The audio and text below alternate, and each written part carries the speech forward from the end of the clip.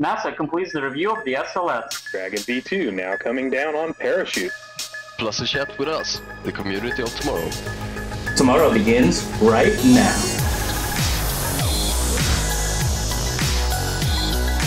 Oh, it's beautiful, Mike. Got the flag up now. You can see the stars and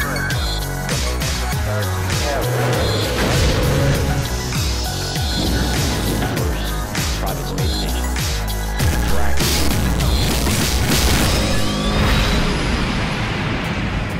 And welcome to Tomorrow, episode 7.27 for Saturday, August 30th, 2014. My name is Benjamin Higginbotham. With me, as always, is my beautiful, lovely, wonderful, and talented wife, Carrie Ann Higginbotham, and we'll be your hosts for this episode. Now, before we get started with this week's sode, I'd like to give a huge shout-out to the patrons of Tomorrow who have helped to make this specific segment go. These are the people who have contributed at least $10 to this specific episode. You can find more information on how to contribute to our crowdfunded show over at patreon.com/TMRO. Now, last I checked, we are at 199 patrons. Almost 200. So close. So close. All right, let's go ahead and get started with space news. Now, last week, before we get into it too much, last week we had a story about Galileo and the Soyuz vehicle that went up, and we actually ended up inadvertently laughing or kind of chortling during the segment. And A, that's inappropriate. We don't look forward to failures from anyone. That's not cool. The B, that wasn't our intent. It was just kind of I don't know if it was an uncomfortable laugh or what it was, but regardless, it was inexcusable. So I did want to apologize to Arianespace and anyone who had payload up there, because that really does suck, as well as to the community of Tomorrow, because that is wildly inappropriate. I don't think most people really noticed or mentioned it, but a couple people did notice it, and you're absolutely right. It should not have happened, and it will not happen again. And I wanted to say that up front, that we are sorry about that. And it's not funny, and it does suck. So there you go. Moving slightly better news, moving into the actual space news. NASA has completed a key review of the Space Launch System. This is beautiful artwork, by the way. I think it's the best rendering of the Space Launch System I've seen to date. This was a Wednesday announcement on 8/27/2014. Basically, NASA said that they've completed their review and their go for the Space Launch System, which is I didn't realize we weren't go for the space. Right. I never realized that before. So they've approved the program's progression from formulation to development, and it's going to be ready a year later than originally planned. Now they're almost a year later. Now they're targeting November 2018 as opposed to December 2017 for its maiden flight. It's going to fly once every couple of years. The experimental test flight EFT-1 is slated, like I said, for 2018. Then a couple years later, EFT-2. The difference being with EFT-1, we're going to send an unmanned Orion crew capsule out around the moon and back. It's going to be in space for, I think it's 3 weeks, something like that. And then for EFT-2, we're actually going to put humans on board and send them out, send them out into space, something past low Earth orbit. So that's going to be really freaking cool. I'm excited to have that happen. The first version of the vehicle is 70 metric tons, and then it over time it should actually grow to be about 130 metric tons. Interestingly enough, there are no flights planned past EM2. So we've got these 2 flights for this multi-billion-dollar vehicle. It's actually going to be $7 billion from February 2014 through the rocket's maiden flight for the development of this. So from a little bit earlier this year up until 2018, November 2018, it's going to be $7 billion, and we're not going to fly once. That's how much it's going to cost to develop the rocket. And then we'll fly it one more time, and then right now, nothing left on the manifest for the Space Launch System. So hopefully that will change. If we do start flying this vehicle, we have time. We do have some time. There is some concern about the flight rate as well. Yeah. Once every couple of years, you don't necessarily have enough time to really get to learn the vehicle, right? You know, when you're putting it out there and staging it and making it go. So we'll see how that all goes. I have a bet with Dave Maston as to whether it will fly or not. So we'll see. We got a little bit of extra time. All right. Oh, well, this is depressing news, too. I shouldn't have put all the depressing news up front. What was I thinking? Sea Launch has cut staff and has mothballed some of their ships. Here's one of the. This is actually the Sea Launch. This is an Odyssey launch platform actually, and it's pretty freaking cool. The concept of Sea Launch is that the closer you get to the equator, the more gains you get from being essentially closer to the equator. You can actually bring heavier payload up for heavier vehicles because you get this added speed bonus of being as close to the equator as possible. Problem is they've got no near-term launch customers, so they have nothing for the rest of this year. They have nothing in 2015, and they only have one launch on the manifest for 2016, and they've stated it takes 3 launches per year for them to break even. So because of that, they're cutting about a quarter of their staff. Here's actually a great shot. This shows both the command vehicle, which is on the right-hand side, and then, because you need to have people actually commanding the rocket and telling it to lift off, and then you've actually got the Odyssey launch platform behind it.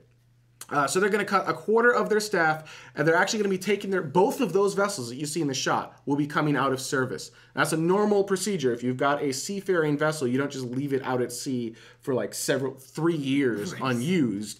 You know, it's just going to get battered and haggard. So you pull it out of service. That actually makes a lot of sense. So there you go. It's kind of sad because Sea Launch is kind of cool. It's an interesting idea, and you know, they're getting.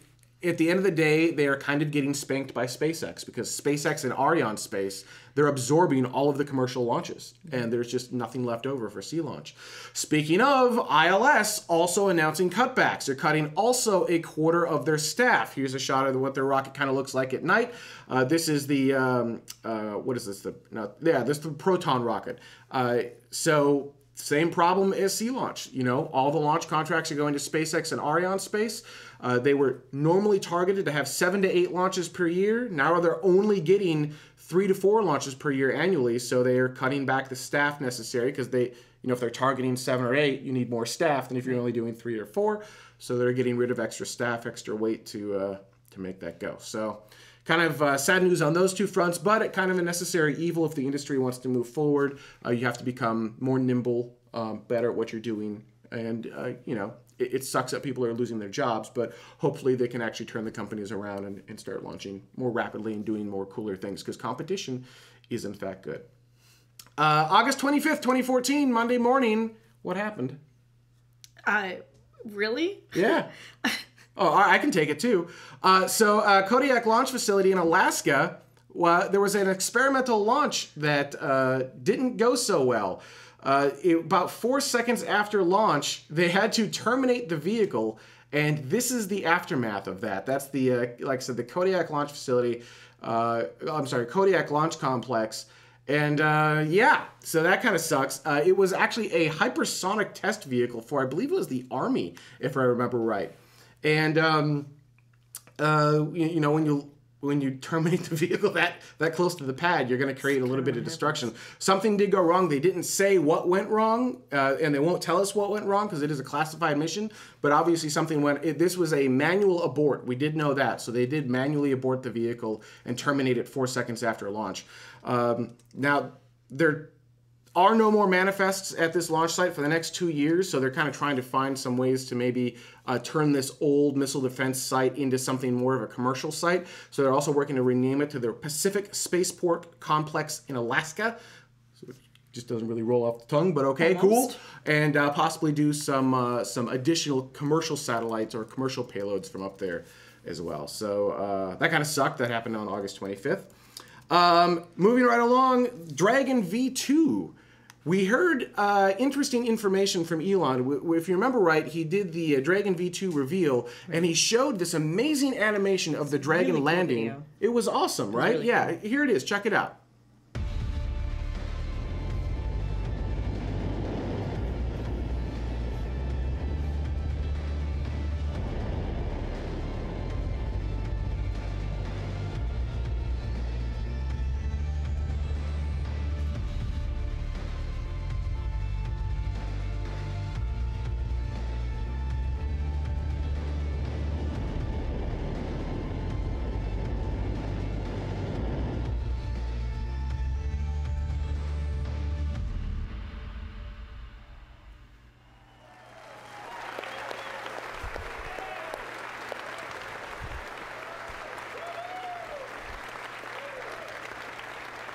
So,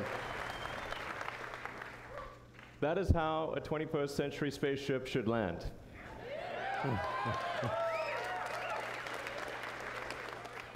It is. That's awesome, right? Basically, helicopter-level landing accuracy anywhere on the planet. Really freaking cool. However, this last week, there was an online meeting with Garrett Reisman, Dr. Garrett Reisman. I have to say Dr. Garrett Reisman. He is a astronaut who flew up on the space shuttle a couple of times, currently works at SpaceX, and he had this to say. And Dragon has landing legs, and that's what we use to take up the final. We land on land under parachutes, and then use a Super Draco launch abort system to provide cushioning for the final touchdown. And then we have landing legs that are designed to take up any residual load and allow us to land on a variety of different surface harnesses. Little bit different, a little bit different than what Elon had said. So now, I need to point out that while we are employed by SpaceX, this show has nothing to do with SpaceX at all. So the opinions in this show are strictly that of this show and not that of SpaceX whatsoever. So that disclaimer happens in the beginning. You'll hear it later in the show. It's important to understand and remember that. So my comments and my opinions are my own. But, you know, the Reddit SpaceX community /r/SpaceX kind of freaked out a little bit when they heard that, because they're like, we were promised propulsive landing. And the thing is, yes, what Garrett said means right now we don't get propulsive landing, but that doesn't mean that we don't ever get propulsive landing. It means that it's going to be a stepping process, right? If we're to start sending humans up and bringing them back, it takes time to figure out how to do that completely propulsively. So it'll likely be an iterative process to get from the parachute-based system that we have in Soyuz and in Apollo and Gemini and basically all of history. Even the shuttle, when it landed, still had a drogue deploy. Not as necessary as, say, a Dragon, so not the same, but still you get the idea. Go from that to a propulsively landed system where you really don't need to do anything with the parachutes at all.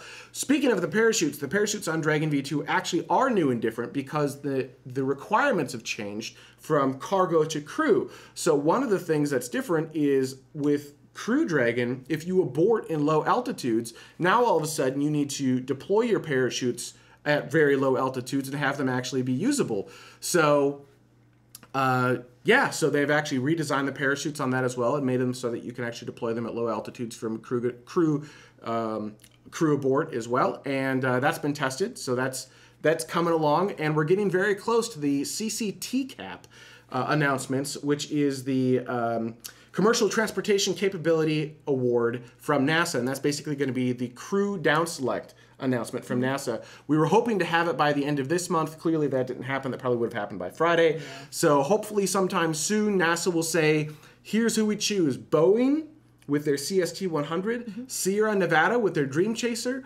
or SpaceX with the Dragon V2. So we're all on pins and needles waiting to hear what NASA says. All right, next up, there are some plans to overhaul the Mojave spaceport. This is currently passing by the California Capitol in Sacramento. Check out this image. This is kind of a proof of concept design. That is so gorgeous. Isn't that nice? This is created by the Center for Applied Competitive Technologies, CACT, hub at El Camino College. And it looks really nice. If you've ever been up to Mojave, and I know you haven't because no one ever goes there willingly, it is in the middle of the desert. There's nothing there. There's nothing there. But that's not true. This is here. This is not there yet. That's the problem. Is it looks like actually Doug Messier on Parabolic Arc, I think, put it best. He said it looks something like an old World War II bunker or something like that. It really does. It's just a bunch of like old World War II buildings. But that's what that's what those crazy people out there like. That's what the aerospace companies out there like. It gives them privacy from spying eyes because most people don't go out there. Right. They've got lots of land to work with in case something goes sideways. People don't mind the noise. So that's going to be one of the things that they're going to have to overcome is that if they're going to make this into a world-class spaceport, like what you see here, it kind of is almost reminiscent of Spaceport America a little bit. But if you're going to make it into a world-class spaceport where people are going to want to go up there and take trips, well, are you going to harm the current space crew that's up there. Is Scaled going to want to still be there? Does Virgin still want to be there? Do all these companies still want to be out there when that happens? I have no idea. So that's problem number one. Problem number two, $700 million to get from point A to point B. Now, there's a lot of stuff that goes in there. It's not just, but there's a lot inside of that. All right, so we're going to take a quick break.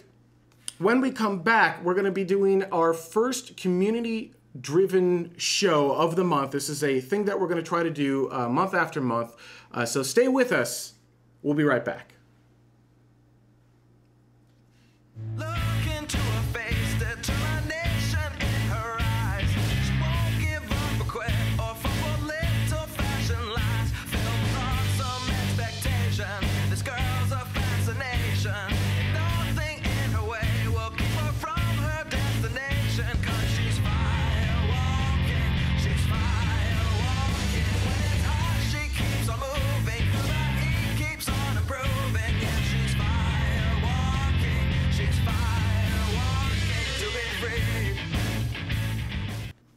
And welcome back to Tomorrow. Now, before we get started with this month's community chat, I would like to give a huge thank you to all the patrons of Tomorrow who have helped to make this specific segment of this episode work. These are the patrons who've contributed at least $5 to this specific episode. You can find more information over at patreon.com/TMRO. We are a crowd-funded show. Every single dollar helps. And back in the next segment, the third segment of the show, we're going to be talking about a little bit of the equipment that's coming in to help support the show from our patrons. All right, let's go ahead and get started with our main topic this week. And actually, this is a new thing we're trying. We're going to try to bring on guests at the end of the month who are citizens of tomorrow, just regular community members. Some of you are rocket scientists. Some of you are rocket enthusiasts. Some of you work in the industry. Some of you don't. It's all cool. We want to know what you think. We want to bring you on the show and ask you questions and see where the industry is at and see what your take on the industry is. So we're actually joined by a bunch of people today via Google Hangouts. We've got Larsenator. And Larsenator, where are you from again? I'm from Sweden. Sweden, that's awesome. I've got Badger Legs. Badger Legs, where are you from? I'm from North Carolina. North Carolina. Then we've got Nick Foeva. Where are you from? Hey guys, I'm from Toronto, Canada. From Canada, eh? Awesome. And then via audio only, we're joined by Mini Elon. Mini Elon, where are you from? Mississippi. And of course, we're also joined by our technical director, Dutta, who can join in at any... Wave, Dutta. Say hi. Hi, Dutta. Wave at any time. Oh my gosh, this is a technically complicated show. All right, so let's start off with the main topic this week, which is what do you guys think it would take to help spur the gold rush in space along? In other words, we've kind of got asteroid mining coming up. We've got all these new space companies. What do we need to do to make it go faster? Let's start with you. Let's actually start with Larsenator. What do you think? Make it go faster. We need to have some sort of to make companies feel secure in investing in the space industry. Right now, there's too many unknown variables. Like there's no, like the cost is going down, but it's still much, and many things can go wrong. So I think that is the main thing, that we need to make the space industry more reliable industry. Now, we had some interviews these last few weeks. We had Firefly Space, we had Rocket Labs come in, and they're making, you talked about bringing the cost down, they're making these low-cost rockets. Do you think that they're our best hope for bringing the cost of space down, or do you think it's something else? Yeah, maybe. It's like you don't know with those companies, because they, sorry to say, they talk a lot, but they don't show as much. The only example except them is like SpaceX. They're doing stuff, but the smaller companies, they talk a lot and they show fancy new engines and great plans, but until they prove that they can do it, I'm not so sure it's helping the industry. Well, in all fairness, SpaceX was the same way for many years, right? SpaceX is just over a decade old. Yeah. For a long time, it was just animations and, hey, we're building our own engine and rocket. But you're saying the proof's in the pudding. You need to actually, that's great, you can have the animations, but at the end of the day, you need to build something and fly it. Exactly, exactly. Like you've seen the SpaceX, they tried like 3 times before they actually flew the rocket. And when they did it, then it was great. But before that, I wouldn't have invested any money. Interesting. All right, let's move on to Nick Forever. Move up into Canada, eh? And what do you think? What do you think it would take to move the industry along at a faster pace than what we've got today? Well, in my opinion, that the major, like, the population of Earth is not really aware about the space industry. You know, it's still new space, and only the geeks that you know, the small amount of people are aware about it. I think there should be a big mass drive, the media blitz about it, to show where SpaceX has come in the last 5 to 10 years and where it's going in the short term. Because Elon Musk, first of all, he's a really likable person. He's the Tony Stark of the real life, you know. He's the Iron Man. He says what he wants to do, and he does it. He does it with Tesla. He does it with everything else, including SpaceX. So, you know, have a media blitz about it, more awareness. And when people become more aware, they get more excited about it, you know. And then you're a big part of it. You know, more was really small, but on the good note, we hit 200 patrons today in the last 2 hours. So that's a big step forward for us, I think. So you're saying it's a media aspect of it, right? Getting people excited and understanding about this new space revolution. But unlike government space, like NASA is required to have essentially a media presence and not a media presence per se, but give all their information out because it's paid for by the taxpayer. Whereas SpaceX is required to do nothing. If they wanted to tomorrow to say, you know what, we're going to fly rockets, but you can't see any of it, they could do that. Are you saying that, in your opinion, that would harm the industry as a whole by them going into a giant media blackout? I'm not saying they would, but if they went into a giant media blackout, would that happen? Would that harm the industry? I think so. Because SpaceX, even Elon Musk, he mentioned that he would like to take SpaceX public, and if a company such as that, SpaceX is a pretty big company, they want to take a the company public, they need to have a good PR, and to start PR, you have to start today. You can't just, you know, announce I want to go public and then do a media blitz. You gotta make small steps and then you know, progress from that. And I think it's you know, NASA is helping SpaceX in a way because they're giving them contracts, and NASA is a big dinosaur. They want to do like the jobs programs, but in the grand scheme of things, the taxpayers will decide if they want to give NASA more money. In turn, they will give SpaceX more money for contracts. Does it need to be SpaceX? What about a smaller company like Maston Space Systems? Do they have the capability of doing what a SpaceX is doing, or is it at this point the momentum and size of SpaceX that allows them to be kind of that shining star for the rest of the industry?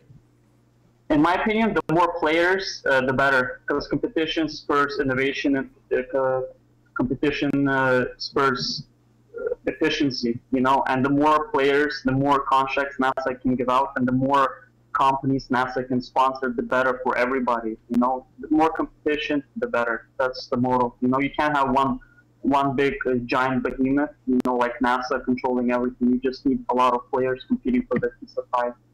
All right, let's move on to Badger Legs. Badger Legs, same question to you. What do you think it would take to move the industry forward at a faster pace?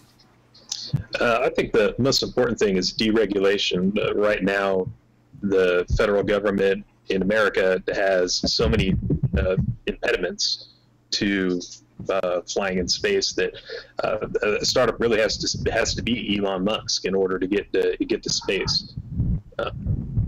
I think that the best way to do that would be like Blue Origin, or, you know, like the Dream Chaser, have competition for SpaceX. Right now, I don't think ULA is good competition. I don't think NASA is good competition. Right now, I think SpaceX is out there on their own doing things. If you deregulate it, if you allow the cost of getting to space to be less expensive and less cumbersome, that allows for more players. I think one of the huge regulations we hear about in aerospace a lot is something called ITAR, which is the basically the International Treaty of Arms Regulation. Thank you. I always say international trade in this treaty. Yeah, that's why I get stuck there. Thank you, Dada. And that basically classifies spacecraft and rockets as missiles and weapons, which are, you can no longer talk about them mostly to many people. And going back a comment, you also can't post pictures of them, and it's very hard to create PR around these vehicles because you can't see them. Is that one of those things that would need to be modified, or because everyone has to deal with ITAR on an equal level, it doesn't really matter?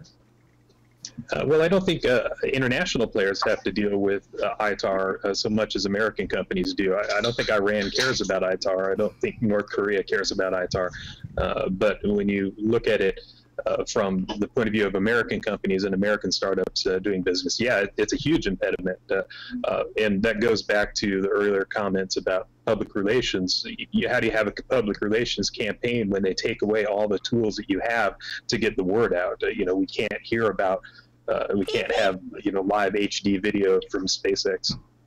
Yeah, so it was a very American-centric statement on my side of that. Everyone has to deal with ITAR, but I think that comes from the idea that most of the companies we're mentioning are American-based. Now, we did just do shows with Rocket Labs and Firefly, which both heavily rely on non-American companies, but yeah, a lot of these companies, SpaceX, Dream Chaser, Blue Origin, Maston Space Systems, these are all American-based companies. So that's just an interesting side point that has nothing to do with this. I just realized it, that a lot of this is happening here in America. Not all of it, but a lot of it.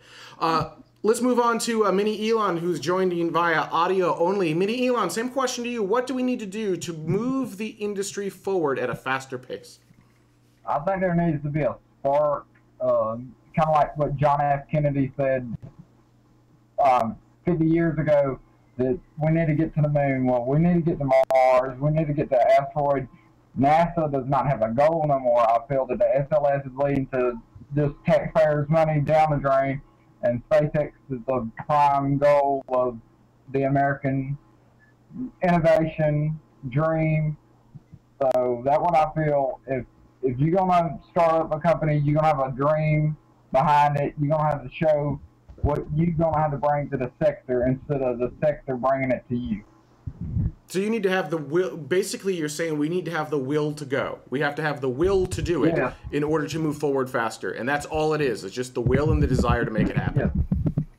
The spark of imagination. The spark of imagination. Now, I would argue, obviously I'm biased, and I can't speak for SpaceX on this show, but I do work there. But I also work with, and this show has nothing to do with SpaceX, so there's that disclaimer. But I also do work with people at JPL. I work with people at Maston. So, I mean, we've had Dave Maston on the show. All of these people, the people who work at NASA, the people who work at Maston, the people, I haven't met anyone at Blue Origin, but I have to imagine they're the same way. They're all very passionate. We all want the same thing. We all want to drive humans into space. So what is it about SpaceX that makes it more of a driver than, say, Maston Space Systems or Virgin Galactic or something like that? First of all, you got Elon Musk. He got the money. He has the ambition to retire on Mars. Second of all, the rockets are some of the best reusable rockets.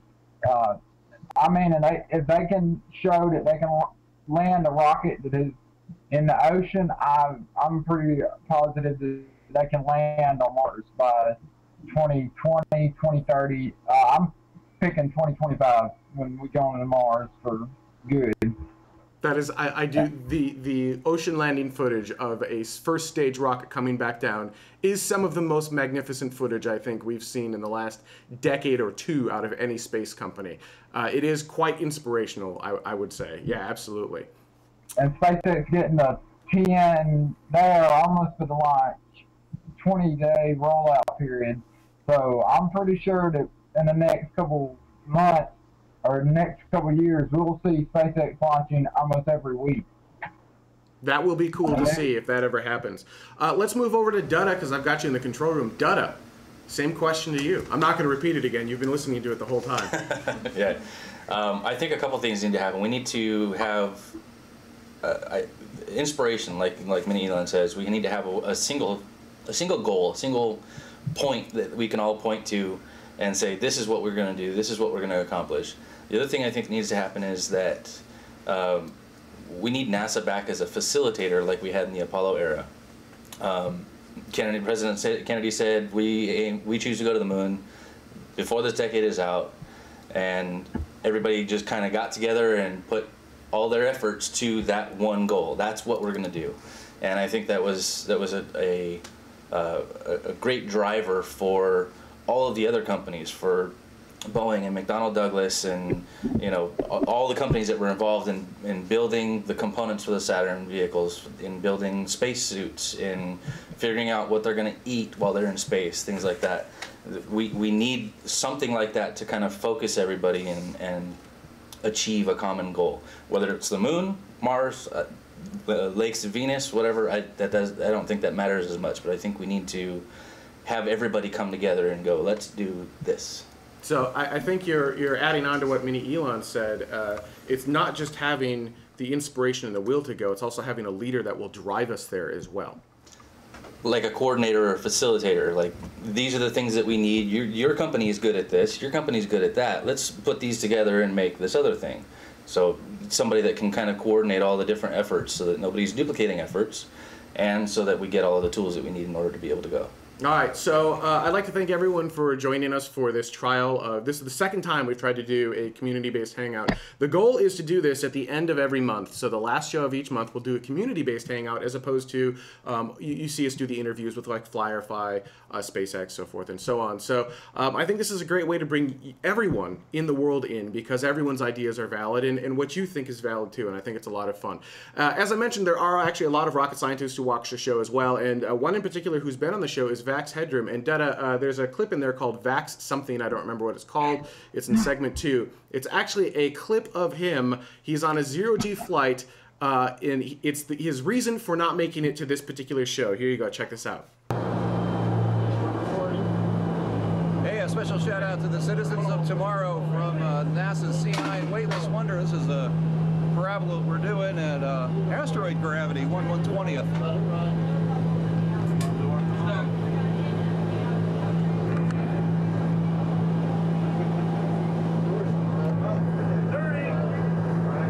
I am super jealous. That is super awesome. So Vax has a good excuse this time for not being able to show up to this particular show, but next time I expect you to be alive. I love your feedback. What do you think? In your opinion, what do you think it would take for us to expedite getting humans out into the solar system, getting humans on the moon, on Mars, wherever, onto an asteroid? You know, Vax is a perfect example of getting to that kind of level. Leave your comments on YouTube. You leave them on our Reddit channel, reddit.r/TMRO, on our website, TMRO.tv, wherever you want. We monitor all of them. And speaking of, we're going to be talking about those comments from last week's show in this episode coming up. But in addition to the comments from our main topic this week, comments on how you thought the technology worked for this segment and what you'd like to see us do for future Citizen of Tomorrow shows and how we can do this a little bit better. All right, stay with us. Comments from last week's show up next. Welcome, future patrons of Tomorrow. If you're not familiar with who Tomorrow is, we're a live weekly webcast about the cosmos and human exploration of the stars. We'll feature things like rocket launches, we'll have guest interviews, we'll have amazing conversations about the cosmos, and of course an interactive chat room so that you can not only talk with other like-minded cosmic explorers, but also us, the hosts of the show, as well. And we're just generally excited about humans exploring space, and we're here on Patreon as a way to crowdfund the show itself, because this isn't something that a normal network would pick up, but it is something that a lot of us are really excited about. For those of you not familiar with Patreon, think of it like a recurring Kickstarter, a way for you to contribute to the show, but on a per episode basis instead of just once. You can contribute whatever amount you feel fit for these episodes, but once you start hitting that $1 mark, we're going to start giving rewards back to you. At $1, you'll get your name in the credits. At $5, you'll get your name in the credits. Plus, you're going to get a exclusive Google Hangout. At $10, you get even more stuff. Contribute what you feel is fair. Now, you know what I said, this is on a per episode basis, and we do have more than one episode per month. So if you want to make sure that you don't spend too much money per month, you can set an upper level cap. For example, you can contribute $5 per episode, but no more than $25 per month. Or you can contribute $1 per episode, but no more than $10 per month, whatever fits your budget. And if you'd like to see where your crowdfunded contributions are going, check out our goals. We're always getting new equipment, we're trying to do cool new things with social media, we're trying to do some amazing things in this space, and each goal helps us get closer and closer to realizing one of those new things. With the help of you, our patrons, we can make this show truly something special. And let me be the first to welcome you to Tomorrow.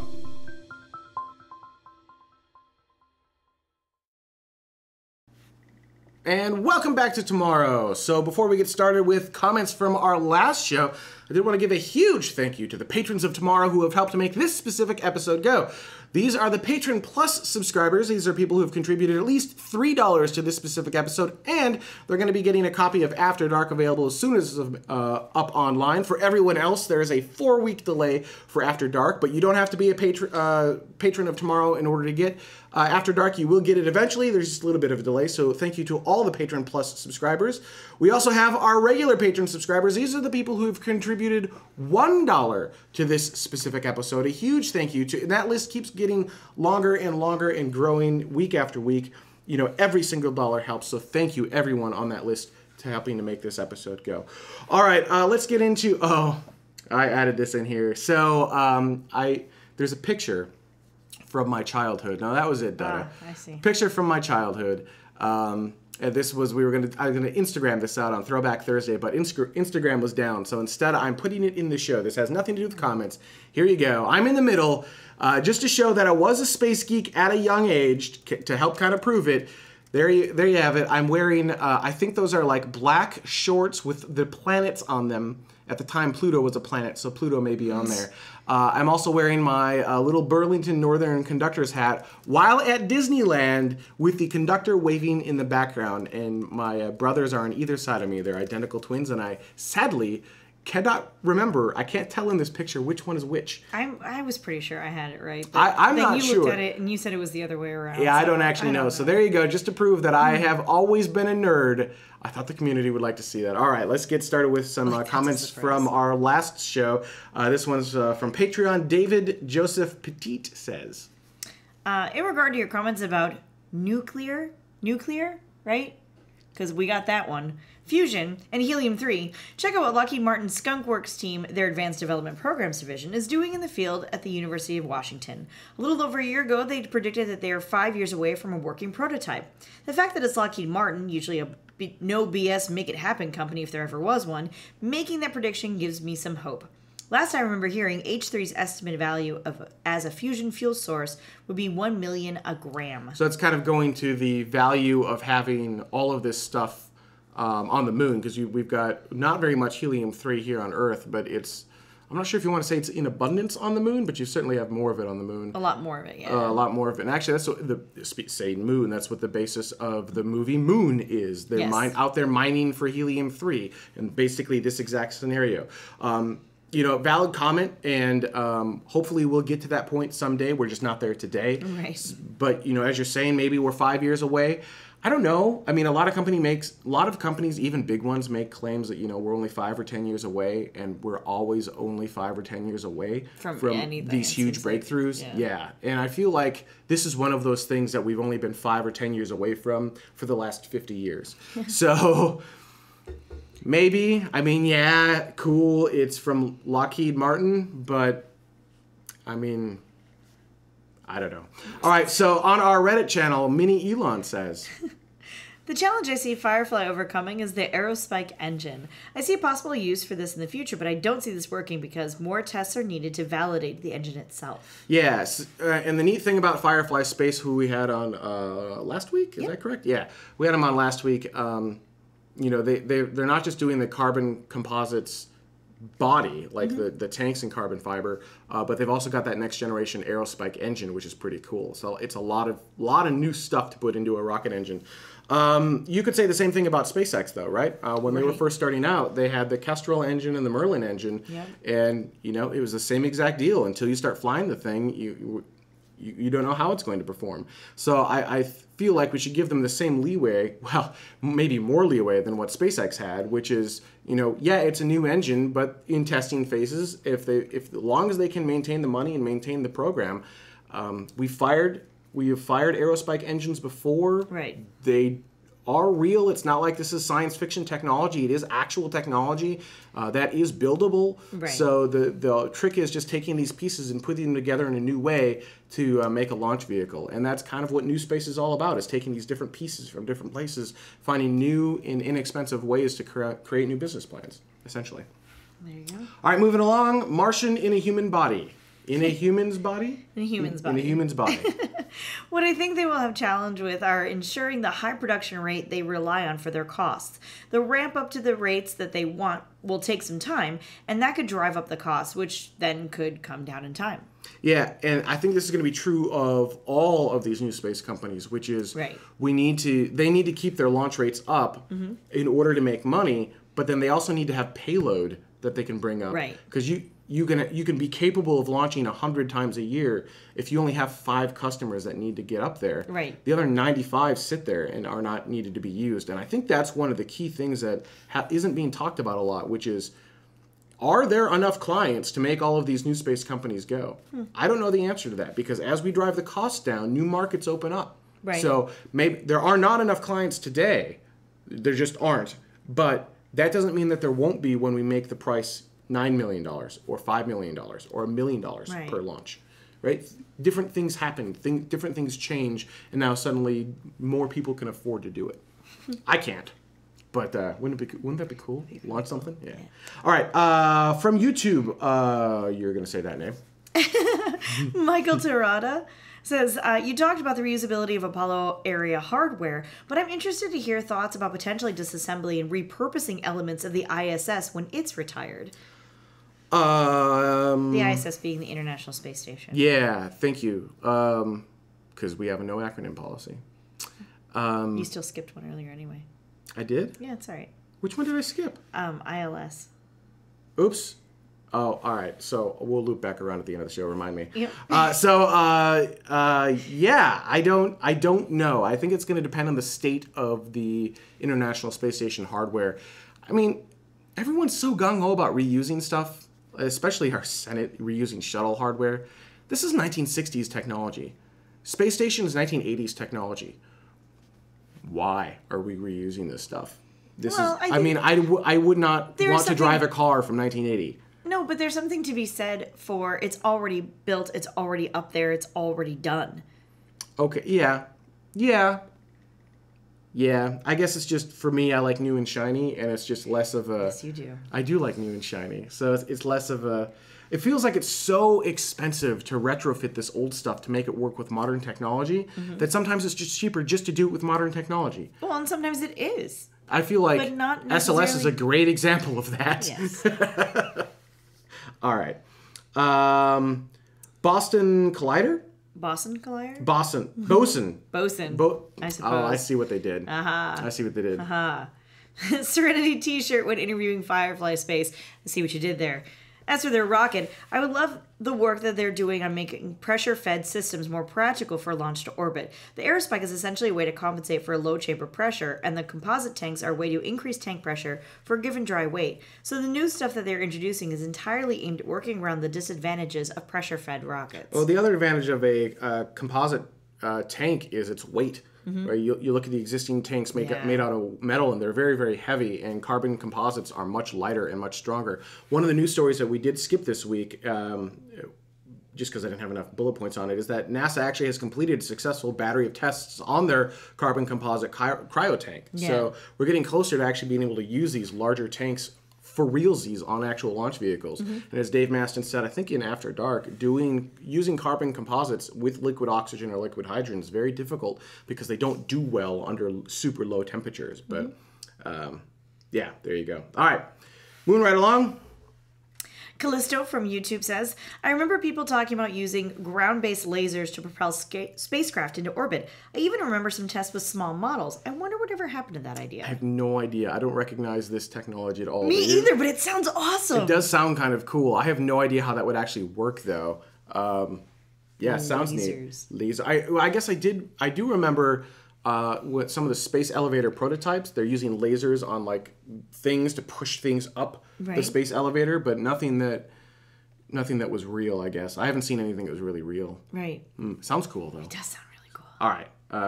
Next one. Soft Rockification from YouTube says, I can understand that if something goes wrong, a rocket that has never been tested. But the thing is, the test vehicle was basically a Falcon 9. Use the same body and the same engine. So being no real differences apart from having only 3 engines, you have to wonder if it is really a problem with the Falcon 9 or the engine which it currently which is currently in use.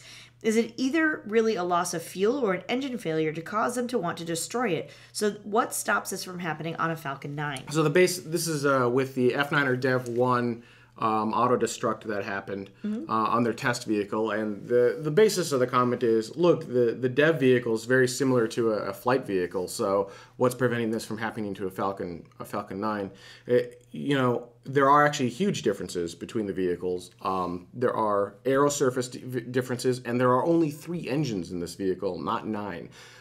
The computers on board are different. I mean, it's a completely different vehicle. So while it looks similar from the outside, in reality, it is not the same vehicle as a Falcon 9. And I have to say again, this opinion, this is not the fact, SpaceX, blah, blah, blah, blah, that fun jazz. Yeah, I mean, that's why you have a dev vehicle, right? That's why you have development vehicles. This is, if you're going to have a problem, you learn it in development. And we've become a society that's so afraid of failure that we can't even fail in development. And that's frankly wrong. So this is the time when they should be blowing up the vehicles. They should be making, again, personal opinion, not that of SpaceX, they should be making craters out of these vehicles. If they don't make a crater out of the vehicle, then they need to turn the knob up to 11 and see if it makes a crater. If it doesn't make a crater then, turn the knob up to 12. And it still doesn't go, turn the knob up to 13. You need to see how far you can push these vehicles. And you need to push them really hard so you know those upper limit bounds and what the vehicle actually is capable of doing. This is important data, and that means you're going to blow some of them up. It does not mean that those problems, you turning the knob to 12 or trying a different engine configuration or trying different whatever on the vehicle, it doesn't mean that it has anything to do with how the actual flight hardware will work, because it is a different vehicle. It's a development vehicle. Well, it just seems to me that even if you're using the same parts, kind of like I don't know, like Lego, I guess, to a certain extent, or even model rocketry, right? You can make a model rocket out of like old Nesquik cans and Tang cans and I stuff want like to see that. this rocket. But right, like, it's parts that are, essentially they're the same thing, but they weren't necessarily developed or for that particular purpose, or you're building a dev vehicle for a particular purpose, and it's not necessarily to go into space. Sure, right. So it's not necessarily going to react the same way. Right, absolutely. Right? So even though it's the same parts, you take a Lego parts from a I don't know, a building set, and you make a car out of it, it may not necessarily react the same way, I guess. Lego's a terrible example because Lego is awesome. It will actually react the But same way. you understand my point, I suppose. I don't know. I don't build them, so I can't really say. But that would be my thought process. All right, last comment. This is from Turner Royce on YouTube, says... Swag store at 1,000 just convinced me to go up a level in Patreon ASAP just to get it here sooner. Yeah, and so what he's talking about is we have changed our goals on Patreon at $1,000, which we are $300 away from right now. $1,000 per show. We're going to open up an Amazon-fulfilled swag store, which means you can use your Amazon Prime account. Amazon will take care of everything. You'll go to an Amazon store, so we're offloading it to Amazon. And the first iteration, because it's Amazon, we actually have to fill it with our own products. So we're going to have to buy a bunch of different size shirts and different swag things, and we're going to use the funds from Patreon to make all of that go. And then at the $1,500 level, we're going to do more stuff. We'll do mugs. We'll do really cool, high-quality things. I don't want those cheap, crummy, cafe pressy... Yeah, no worries, guys. He's kind of picky. I'm kind of picky. So you'll get really nice looking stuff using the new logo, and I think it'll be great. And we're not trying to make a profit on this. We are going to sell it basically at cost, which will be the cost of the product, the cost of shipping, and the cost of storage. So it will be. It's not a moneymaker for us. The idea is that you get to wear the cool swag from tomorrow and talk about it. We want to get it. We want to get it in your hands for the least amount of money possible. All right, that's our show for this week. I'd like to thank everyone so much for joining. If you're a patron of tomorrow at the Patreon Plus level, you can watch After Dark anytime you'd like, as soon as we upload it. Otherwise, for everyone else, this episode's After Dark will be available in 4 weeks. If you're watching live, stay tuned. That's up next.